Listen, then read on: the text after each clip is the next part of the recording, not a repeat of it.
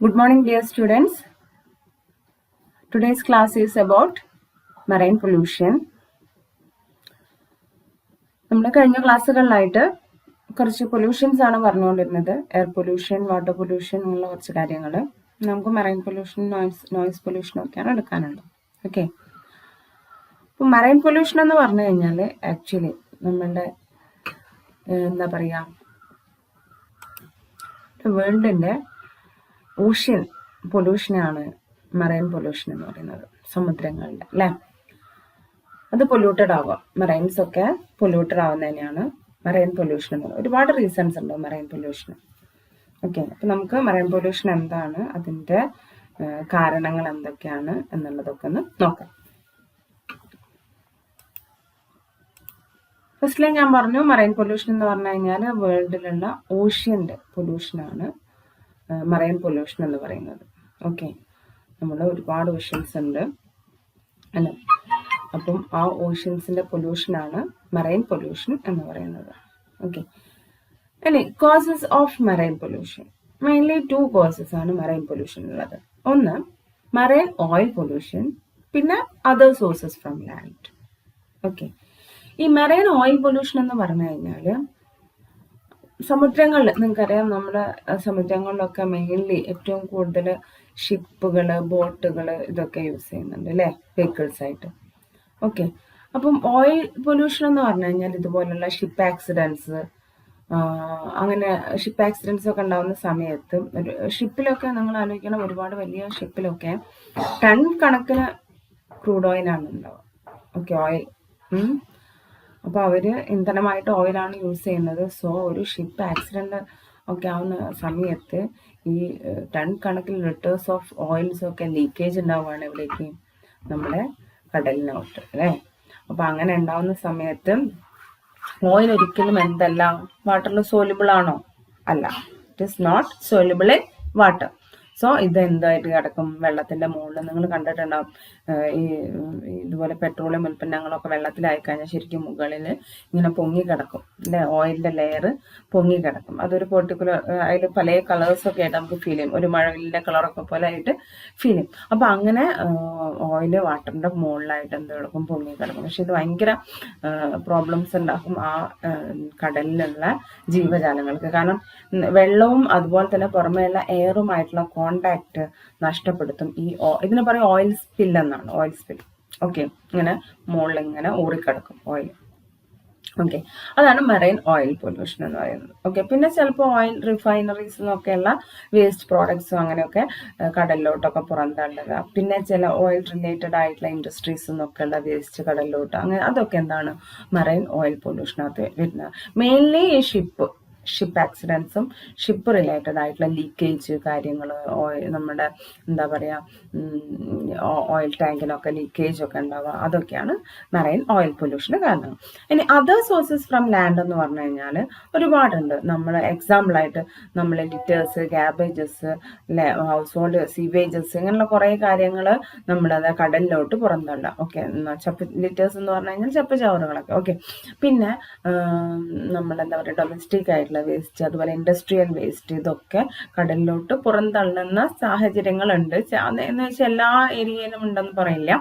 അപ്പോൾ എങ്ങനെ ചില ഇൻഡസ്ട്രിയിൽ നിന്നൊക്കെ ഡയറക്റ്റ് മറൈൻസിലോട്ടൊക്കെ ലിക്വിഡ് വേസ്റ്റ് ഒക്കെ പുറന്തള്ളുന്ന ഒരു സിറ്റുവേഷൻ ഉണ്ട്. അതൊക്കെ പിന്നെ അതുപോലെ ലാൻഡ് സോഴ്സിൻ്റെ വേറൊരു എക്സാമ്പിളാണ്. നമ്മൾ ഒരുപാട് കൃഷിയിടങ്ങളൊക്കെ നമുക്കുണ്ട്, അവിടെ ഈ പറഞ്ഞ പോലെ പെസ്റ്റിസൈഡ്സും ഹെർബിസൈഡ്സും ഒക്കെ യൂസ് ചെയ്യുന്നുണ്ട്. നല്ല ഒരു മഴ പെയ്യുന്ന സമയത്ത് ആ ഒരു റൺ ഓഫിലൂടെ ഇതൊക്കെ ഈ പെസ്റ്റിസൈഡ്സും ഹെർബിസൈഡ്സും ഇതെല്ലാം ഒഴുകി വന്നിട്ട് എവിടെ എത്തിച്ചേരുക, കടലിനകത്ത്. ഓക്കെ, അപ്പൊ ഇതൊക്കെ അതർ സോഴ്സസിന് എക്സാമ്പിൾ ആണ്. ക്ലിയർ ആയിട്ടുണ്ടോ പറഞ്ഞത്? ഇനി നമുക്ക് മറൈൻ ഓയിൽ പൊല്യൂഷൻ എന്താണെന്ന് ഒന്നുകൂടി നോക്കാം. ഓക്കെ, മറൈൻ ഓയിൽ പൊല്യൂഷൻ എന്ന് പറഞ്ഞു കഴിഞ്ഞാൽ മെയിൻലി ഈ ഓയിൽ ലീക്കേജ് കൊണ്ടുണ്ടാകുന്ന പൊല്യൂഷനാണ് മറൈൻ ഓയിൽ പൊല്യൂഷൻ എന്ന് പറയുന്നത്. അതിന് ഫസ്റ്റ് റീസൺ ആണ് ship accident. Okay, ship accident ഉണ്ടാവുക എന്ന് പറഞ്ഞു കഴിഞ്ഞാൽ ചിലപ്പം എൻജിൻ തകരാറുകളൊക്കെ കൊണ്ട്, ചില കേസിൽ നിങ്ങൾ കേട്ടിട്ടുണ്ടാവും, ചില രാജ്യങ്ങളുടെ കേസിലൊക്കെ കേട്ടിട്ടുണ്ടാവും, ഈ ഷിപ്പ് എന്താ പറയുക, കോറൽ റീഫിലൊക്കെ ചെന്ന് ഇടിച്ചിട്ടൊക്കെ ആക്സിഡന്റ് ഒരു ഷിപ്പ് വേറൊരു ഷിപ്പിനോട് ഇടിച്ചിട്ടല്ല ആക്സിഡന്റ് എപ്പോഴും ഉണ്ടാകുന്നത്. അതേസമയം ഒരു ഷിപ്പിന് മാത്രം ആക്സിഡന്റ് ഉണ്ടാകുന്നുണ്ട്. മീൻസ് കോറൽ റീഫിലൊക്കെ ചെന്ന് ഇടിക്കുന്ന ഒരു സിറ്റുവേഷനൊക്കെ. കോറൽ റീഫ് എന്ന് പറഞ്ഞു കഴിഞ്ഞാൽ സമുദ്രങ്ങളുടെ അടിത്തട്ടാണ് കേട്ടോ. ഓക്കെ, അപ്പോൾ അവിടെയൊക്കെ ചെന്ന് ഇടിച്ചിട്ടൊക്കെ ഓയിൽ ടാങ്കിനൊക്കെ പ്രോബ്ലം ഒക്കെ വന്നിട്ട് ഓയിൽ ലീക്കേജ് ഒക്കെ ആവുന്ന ഒരു സിറ്റുവേഷൻ. പിന്നെ oil spills from broken house, അതൊരു മെയിൻ റീസൺ ആണ്. പിന്നെ international discharge of oil in to sea water, means Gulf war ഒക്കെ നടക്കുന്ന സമയത്തും ഇതുപോലെ ഓയിൽ മീൻസ് ഷിപ്പൊക്കെ യൂസ് ചെയ്യുകയാണ്, ഗൾഫ് വാർസിലൊക്കെ യൂസ് ചെയ്യുകയാണെന്നുണ്ടെങ്കിൽ. അപ്പോൾ പിന്നെ അതുപോലെ തന്നെ വെപ്പൺസ്, അതുപോലെയുള്ള വെപ്പൺസ്, പിന്നെ റിഫൈനറി റിലേറ്റഡ് ആയിട്ട് ലീക്കേജസ് ഒക്കെ ഉണ്ടാവും. ഇതൊക്കെ ഈ ഗൾഫ് വാർ റിലേറ്റഡ് ആയിട്ട് വരുന്നതിൽ പെടും. അപ്പോൾ അങ്ങനെയുള്ളതൊക്കെ എന്താണ്, നമ്മൾ ഓയിൽ ഇതിനകത്ത് ഡിസ്ചാർജ് ആവാം, മീൻസ് മെറൈൻസിൽ ഡിസ്ചാർജ് ആവുന്ന ഒരു കേസ് വരികയാണെന്നുണ്ടെങ്കിൽ അതും മെറൈൻ ഓയിൽ പൊല്യൂഷന് കാരണമാണ്. ഓക്കെ, പിന്നെ ഓയിൽ എക്സ്പ്ലോറേഷൻ ലീക്കേജ്, ഇത് മെയിനായിട്ട് ഓയിൽ എക്സ്പ്ലോർ ചെയ്തെടുക്കുന്ന സമയം നമ്മൾ ഒരു റിഫൈനറിയുടെ ഒക്കെ കേസ് പറയുകയാണെന്നുണ്ടെങ്കിൽ നമ്മൾ മിനറൽസിലൊക്കെ മൈൻ ചെയ്തെടുക്കുന്ന പോലെ തന്നെയാണ് ഓയിലും എടുക്കുന്നത് അല്ലേ. അപ്പം നമുക്ക് ആദ്യം കിട്ടുന്നത് ക്രൂഡ് ഓയിലാണ്, അതിൽ നിന്ന് പെട്രോളിയം ഉൽപ്പന്നങ്ങൾ ഉണ്ടാക്കുമ്പോൾ ഇവിടെ എന്തുണ്ട്, വേസ്റ്റ് പ്രോഡക്ട്സ് ഉണ്ട് അല്ലേ. ഫിൽറ്റർ ചെയ്താണ് നമ്മുടെ ഈവൻ മണ്ണെണ്ണ ആയിക്കോട്ടെ, അതുപോലെ തന്നെ പെട്രോൾ ആയിക്കോട്ടെ, പിന്നെ എന്താ പറയുക ഡീസൽ ആയിക്കോട്ടെ, ഇങ്ങനെയുള്ള ഒരുപാട് സംഭവങ്ങൾ നമ്മൾ ഇതിൽ നിന്ന് എന്താക്കുന്നു, ഫിൽറ്റർ ചെയ്തിട്ട് എടുക്കുന്നുണ്ട്. അപ്പം അങ്ങനെ എടുക്കുന്ന സമയത്ത് ഇതിനും വേസ്റ്റ് പ്രോഡക്ട്സ് ഉണ്ട്. ആ വേസ്റ്റ് പ്രോഡക്ട്സും എന്ത് ചെയ്യുക, അതിൻ്റെ ലീക്കേജും നമ്മുടെ ഈ മെറൈനിൽ എത്തുന്ന സമയത്ത് എന്ത് പൊല്യൂട്ടഡ് ആവും, നമ്മുടെ മെറൈൻസ് അല്ലെങ്കിൽ ഓഷ്യൻസ് പൊല്യൂട്ടഡ് ആവും. അപ്പോൾ ഇത്രയുമാണ് മെയിൻ ആയിട്ടുള്ള റീസൺസ്. ഓക്കെ, ഇനി അതർ സോഴ്സസ് ഫ്രം ലാൻഡിനകത്ത് ഞാൻ നേരത്തെ പറഞ്ഞ പോലെ ഗാർബേജ് ഡിസ്പോസൽ, സീവേജ് ഡിസ്പോസൽ, ഇതൊക്കെ വേസ്റ്റ് ഡിസ്പോസലാണ്. ഓക്കെ, പിന്നെ run off from land, run ഓഫിനകത്താണ് ഞാൻ പറഞ്ഞ ഹെർബിസൈഡ്സ്, പെസ്റ്റിസൈഡ്സ്, ഇതൊക്കെ മഴവെള്ളത്തിലൂടെ ഒലിച്ച് നമ്മുടെ കടലിലോട്ട് ഇറങ്ങുന്ന ഒരു അവസ്ഥ.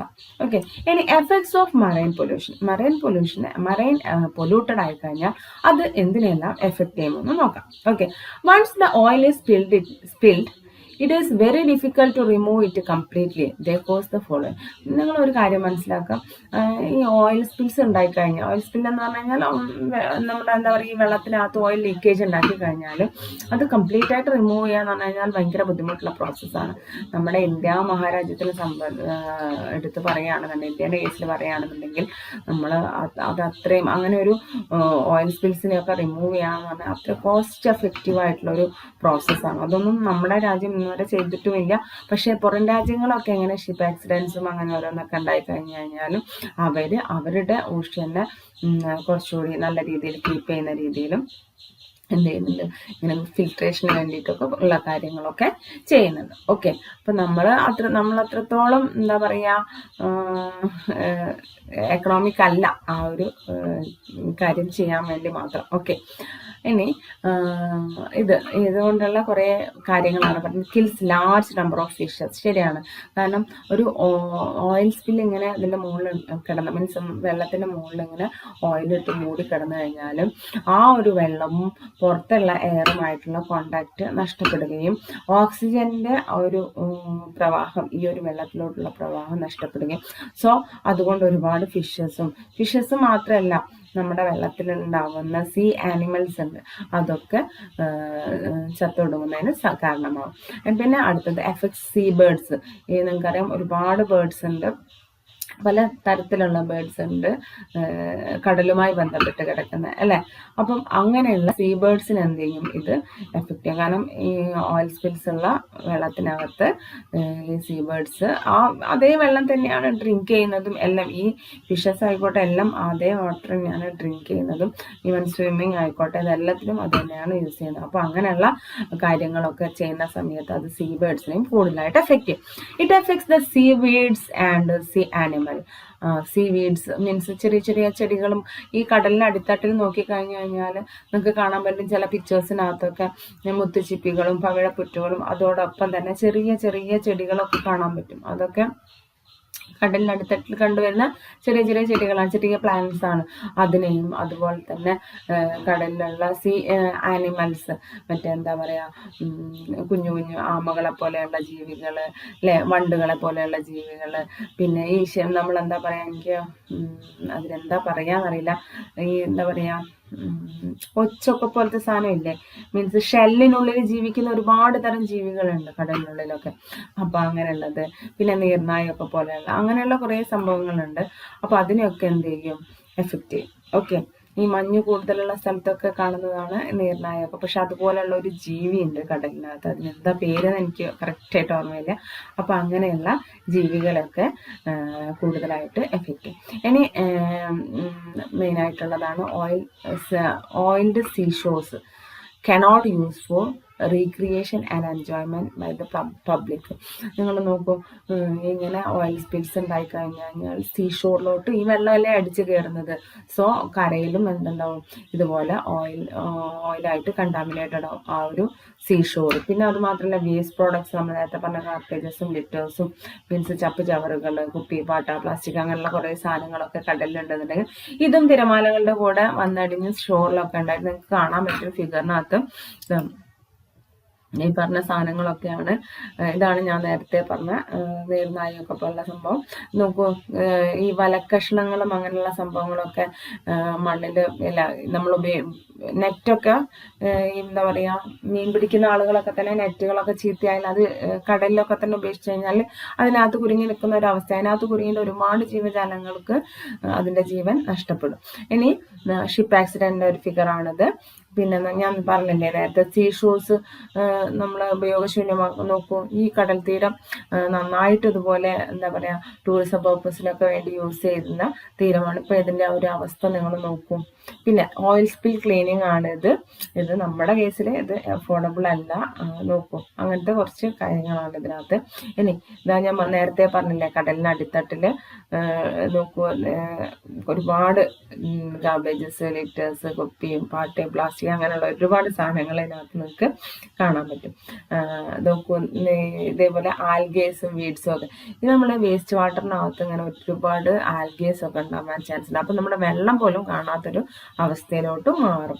ഓക്കെ, ഇതും അതുപോലെ കുറച്ച് വേസ്റ്റ് ആണ്. പിന്നെ ഇതാണോ ഷിപ്പ് ആക്സിഡൻസ് ഒക്കെ നടന്നിട്ട് അവിടെ കണ്ടോ ഓയിൽ സ്പ്രെഡായി നിൽക്കുന്ന എത്രമാത്രം ഏരിയയിലാണ്. നമ്മൾ പ്ലാസ്റ്റിക് കാര്യങ്ങളൊക്കെ വെള്ളത്തിലിട്ട് കഴിഞ്ഞാൽ അതൊക്കെ ഈ പറഞ്ഞ ഫിഷും കാര്യങ്ങളും, വലിയ ഫിഷസ് മീൻസ് ഷാർക്ക്, അതുപോലെ വെയിൽസ് അങ്ങനെയുള്ള ഫിഷസ് ഒക്കെ അത് കഴിക്കുന്നതിലൂടെ ചത്തൊടുങ്ങുന്നതിനും കാരണമാകും, അതിന് വേറെ ഓരോ ഡിസീസസ് വരുന്നതിനും കാരണമാകും. ഓക്കെ, അപ്പൊ നമുക്ക് പറയാനുണ്ട്, ഞാൻ പിക്ചർ എടുത്തപ്പോൾ എല്ലാം കൂടി ഒരുമിച്ച് പറഞ്ഞു എന്നേ ഉള്ളൂ. നമുക്ക് പറയാം ഓരോന്നും എന്താണെന്ന്. ഓക്കെ, അപ്പൊ സീഷോഴ്സിന്റെ കേസ് പറഞ്ഞു. Animals in the sea Eats trash products അല്ലെ. ട്രാഷ് പ്രോഡക്ട്സ് നേരത്തെ പറഞ്ഞ സാധനങ്ങൾ, ട്രാഷ് പ്രോഡക്ട്സും ഗാർബേജും ഒക്കെ നമ്മൾ കളയുന്ന ഈ വേസ്റ്റ് പ്രോഡക്ട്സ് കഴിക്കുന്നതിലൂടെ അതെന്തെയും ചത്തൊടുങ്ങാൻ ചാൻസ് ഉണ്ട്. Damaged fish nets thrown in to sea acts as a fish trap ആണോ. നേരത്തെ ഞാൻ പറഞ്ഞില്ലേ ഡാമേജ്ഡ് ആയിട്ടുള്ള നെറ്റുകളൊക്കെ നമ്മൾ സീയിൽ ഉപേക്ഷിച്ച് കഴിഞ്ഞാൽ അത് മറ്റു സീ ആനിമൽസിനും ഫിഷസിനൊക്കെ ഫിഷ് ട്രാപ്പ് ആയിട്ട് മാറുകയും അതിൽ കുരുങ്ങിയിട്ട് ഈ ജീവജാലങ്ങളൊക്കെ ചത്തൊടുങ്ങുകയും ചെയ്യും. Okay, the bacteria in sewage cause poisoning of shell fishes. കണ്ടോ, വേസ്റ്റിനകത്തുള്ള ചിലതരം ബാക്ടീരിയ ഈ ഷെല്ലുള്ള ഫിഷസ് ഉണ്ട്. നമുക്ക് ആമയ്ക്കൊക്കെ എന്താണ് ഷെല്ലുണ്ട് അല്ലെ. അതേപോലെ തന്നെ ഉച്ചു പോലെയുള്ള കുറച്ച് കാര്യങ്ങളുണ്ടെന്ന് പറഞ്ഞാൽ അതിനൊക്കെ എന്തുണ്ട് ഷെല്ലുണ്ട്. ദെൻ ക്രാബ്, ഇതിലൊക്കെ എന്താണ് ഷെല്ലുണ്ട് അല്ലെ. അപ്പൊ ഇതിന്റെയൊക്കെ ഷെല്ലിന് ഒരുപാട് പ്രോബ്ലംസ് ഉണ്ടാകും. കാരണം ആ ഷെല്ലാണ് അതിനെ പ്രൊട്ടക്ട് ചെയ്യുന്നത്. ഓക്കെ, അതിനുള്ളിൽ ഡയറക്റ്റ് മീറ്റ് അല്ലേ അതിന്റെ. അപ്പം ആ ഷെല്ലാണ് അതിന്. അപ്പൊ ആ ഷെല്ലിന് കുറെ പ്രോബ്ലംസ് ഉണ്ടാവും നമ്മൾ കളയുന്ന സീവേജിനകത്തൊക്കെയുള്ള ബാക്ടീരിയ. ഓക്കെ, ഇനി disposal of waste water containing nutrients like നൈട്രജനും ഫോസ്ഫറസും ഒക്കെ എന്താക്കും, ഈ ആൽഗേന്റെ ഗ്രോത്ത് നമ്മൾ ഇപ്പൊ കണ്ടില്ലേ, ആൽഗേ വീഡ്സ് ഒക്കെ കണ്ടില്ലേ, നോക്കൂ അതിന്റെ ഗ്രോത്ത് ഇതൊക്കെ ഉണ്ടോ വളരെ നന്നായിട്ട് കൂടുതലാക്കും. ഓക്കെ, ഇനി ടോക്സിക് പൊല്യൂട്ടൻസ് ഞാൻ നേരത്തെ പറഞ്ഞു, ഹെർബിസൈഡ്സും പെസ്റ്റിസൈഡ്സും ഒക്കെ നമ്മൾ ഇറിഗേഷൻ പർപ്പസിലൂടെ അതുപോലെ തന്നെ റൺ ഓഫിലൂടെ ഒക്കെ എവിടെ എത്തും, നമ്മുടെ കടലിലെത്തുകയും അത് വെയിൽസിനെയും ഷാർക്സിനെയും ഒക്കെ കൂടുതലായിട്ട് അതിൻ്റെ ബർത്ത് ഡിഫക്ട്സ് ഒക്കെ അതിന് ഉണ്ടാക്കുകയും ചെയ്യുന്നുണ്ട്. അപ്പം ഇത്രയുമാണ് മെയിനായിട്ട് നമുക്ക് മെറൈൻ പൊല്യൂഷനിൽ പറയാനുള്ളത്. ക്ലിയർ ആയിട്ടുണ്ടോ? പറഞ്ഞത് മനസ്സിലായിട്ടുണ്ടോ? ഓക്കെ, അപ്പൊ എല്ലാവരും ഈ പിക്ചേഴ്സ് ഒക്കെ ഒന്ന് നോക്കി. ഇതൊക്കെ കണ്ടാൽ ഇതിൽ തന്നെ നിങ്ങൾക്ക് മൈൻഡിൽ അങ്ങോട്ട് ക്യാപ്ചർ ചെയ്ത് വെക്കാൻ പറ്റും കാര്യങ്ങൾ. ഓക്കെ, എല്ലാം ഇങ്ങനെ വായിച്ച് പഠിക്കണമെന്നില്ല. അപ്പൊ എല്ലാവരും വീഡിയോ കാണാം. Thank you. Stay safe dears.